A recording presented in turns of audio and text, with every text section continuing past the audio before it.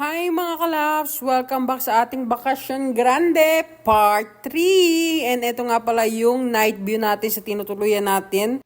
First night namin dito sa Baguio and kasama itong accommodation na to sa nakuha naming package. Exclusive package na nakuha namin. So ayan, buong room yan. Kaming dalawa lang ang nandito. Exclusive lang. Originally, family room or family size bedroom itong binigay sa amin. Pero ito lang yung available that moment kaya mas napaganda pa.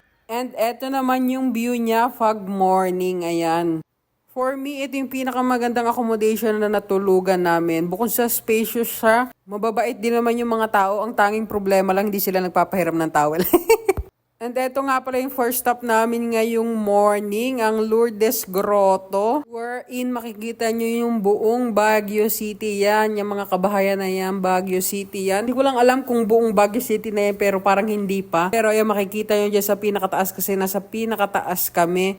And finally, naramdaman ko rin na nasa Baguio ako kasi napakalamig dito. Bukod sa nasa pinakataas na kami and sobrang aga pa nito, kaya siguro sobrang lamig din. Na-happy ako na naramdaman ko nasa Baguio na ako kasi super lamig talaga. So usually pumupunta rito para magnilay-nilay or yung mga ibang namamanata, pumupunta sila rito, inaakyat nila yung, hindi ko alam kung exactly ilang steps yan, pero ang taas niyan kung manggagaling ka sa pinakababa, sigurado pagtaas mo wala ka ng paa. Charis. Pero ang taas talaga. Pero kasi kami, hinatid kami ng van sa pinakataas tapos nag-ikot-ikot na lang kami. Pero usually raw, dati yung pinagkaiba, isaakyatin mo talaga pataas para makarating ka sa pinakataas. So talagang paghihirapan mo para makaakyat ka doon sa grotto.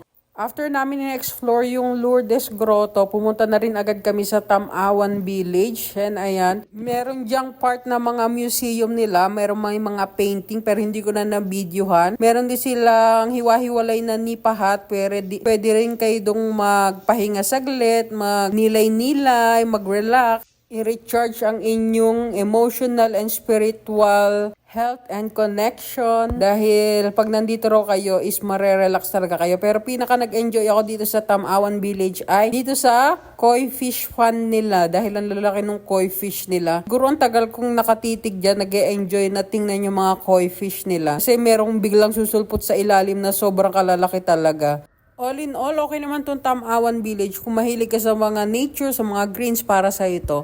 And next stop namin is ang Igorot Stone Kingdom. Magkakalapit lang naman yung location nila. So dito kami nagpa-picture sa St. Bernard na dogs. Doon kasi sa Mines View Park, hindi kami nagpa-picture. Pero same price din sila. Pag group photo, 100 pesos. Pag solo picture is 50 pesos. Pero camera nyo rin yung gagamitin. Wala silang ibang kagaya sa tourist spot na merong printed na copy. Yun dito, sa camera nyo lang talaga. So, yan yung itsura ng Igorot Stone Kingdom. Yan yung makikita nyo sa pinakaloob. And i-explore nyo siya by aakyatin nyo yung mga yan. Mga Igorot daw ang gumawa niyan, kaya tinawag na Igorot Stone Kingdom.